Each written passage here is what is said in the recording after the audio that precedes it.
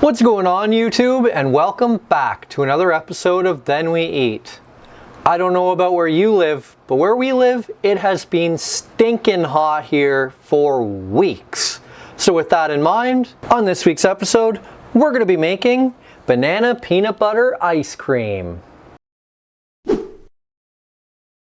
So this is a fairly simple recipe, but it does require an ice cream maker. So if you don't have one, this recipe may not work for you. You'll have to find one that doesn't require an ice cream churner. But if you do have a churner, this recipe is for you. So let's get started. First things first, we have 6 egg yolks in a bowl.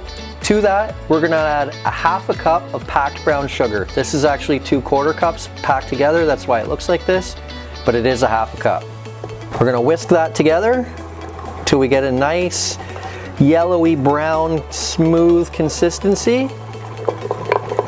Now for the cream mixture, we're gonna combine 2 cups of heavy cream in a bowl over medium-low heat with a half a cup of peanut butter. Now we're gonna let this cook. What we're looking to do, as you can see, you've got this chunk of peanut butter here. You're looking to basically melt that down until it combines with the cream. And you do want to do this slowly over a lower heat because you don't want to scald that milk, you don't want to curdle it. As you can see now, it's perfectly smooth. Just cream mixture with flecks of peanut butter. That's what you're looking for. So we're going to remove this from the heat now. Okay, and now that we've taken that off the heat, what we're going to do is we're going to add a half a cup of that cream mixture to our eggs. What you're looking to do is temper it. That way when you add your egg mixture to the cream, it doesn't just all cook the eggs. If you do a little bit, it's going to kind of allow it to come up to temperature at a natural rate and won't cook those eggs quite so easily. So we'll take about a quarter of this pot and very slowly pour it in and kind of give it a stir as you're doing it. Give that a whisk around. Make sure those eggs don't cook. Gonna add a tiny bit more because it was definitely not a half a cup. We'll go with that. That's about a half a cup. Again, give it a stir around. Make sure those eggs don't cook too fast, or at all really. So once you've got some of that cream mixture mixed into the eggs, set that aside. You're gonna put the cream mixture back on the stove, and then you're gonna add that egg mixture to the cream mixture. So let's go ahead and do that. Once again, very low temperature. You don't want to curdle that milk. You don't want to cook those eggs. So keep it low. Then we're going to combine the egg mixture to our cream mixture. You're going to stir that together in kind of a figure-8 pattern. You just want to heat that up, let it get thick, and make sure you don't overcook either the eggs or that milk. So we're going to let that heat up for a couple minutes. What you're looking to do is thicken that cream to the point that when you put a spoon in, it coats the back of the spoon. You don't want it too thick, you don't want it too thin. So basically once that spoon goes in and comes out and it's nicely coated, you know you're good. If it's too thin, it'll just kind of run off. And if it's too thick, it'll stick to the spoon and you'll get a chunk on the spoon instead of just that nice thin layer. And that thin layer is exactly what you're looking for. All right, so we're good. So I mentioned the spoon trick, so I'll just show you here. Basically, you take a clean spoon, stick it in. When you pull it out, you can see some of it's running off, but the spoon itself stays nice and thick, we'll say, with the mixture. It doesn't just kind of run to the bottom of the spoon. And as you can see on the front, it's not like you've got huge clumps of it where it's gotten too thick. So this is exactly what you're looking for. This is perfect. Now we're gonna add a half a teaspoon of vanilla extract and a half a teaspoon of salt. Combine that together.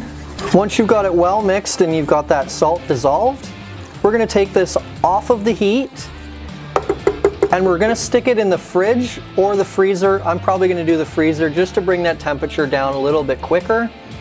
But if you wanna do the fridge overnight, that's fine too. Either way, you just want this chilled before you put it into your ice cream maker. Okay. The ice cream's now out of the freezer.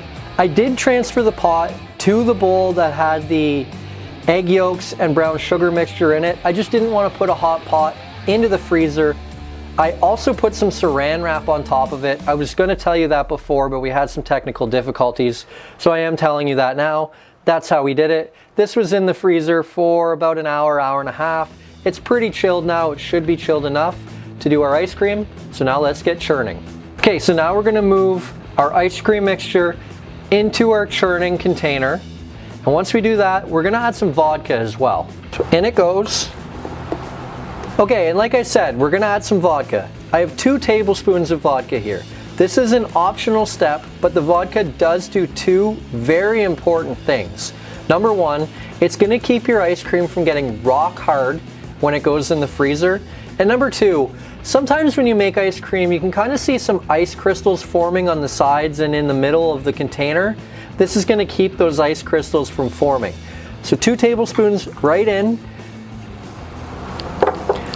We're gonna give that a stir around. And now it's time to make the ice cream. My ice cream container calls for about 6 cups of ice to every half cup of salt. And you just kind of spread it out and layer it along. Now, yours might be different, so you're gonna have to follow the instructions on the container. I can't tell you how to use your churning machine because some of them are different. They have different ways of doing it.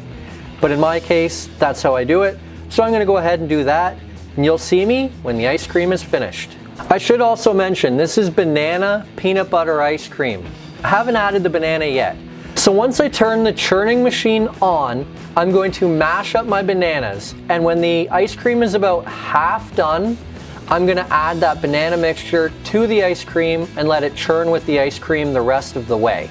So we'll see you again when it's time to add the banana.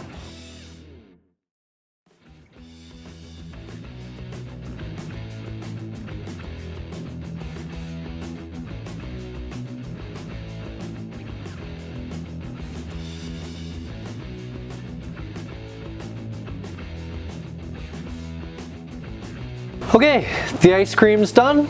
Now it's time to give it a try.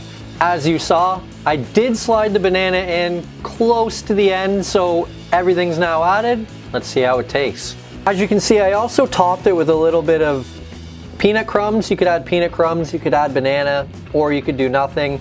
I mostly added the peanut crumbs just to kind of make it look a little bit better for the photo. But it should also taste pretty good. So here we go.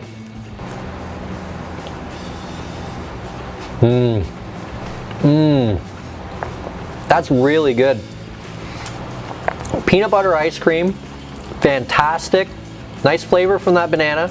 If you like banana and peanut butter, this is excellent. Elvis would be extremely jealous right now. So that's it for this video. Hit like if you liked the video, subscribe to the channel if you haven't already, hit the notification bell to be notified when we upload next. We upload a new video every Friday at 6 a.m. Share the video with all of your friends and comment down below. Is there a flavor of ice cream you'd like to see us try next? Or better yet, what other meals would you like to see us try? Oh, and don't forget, first we cook, then we eat. So good.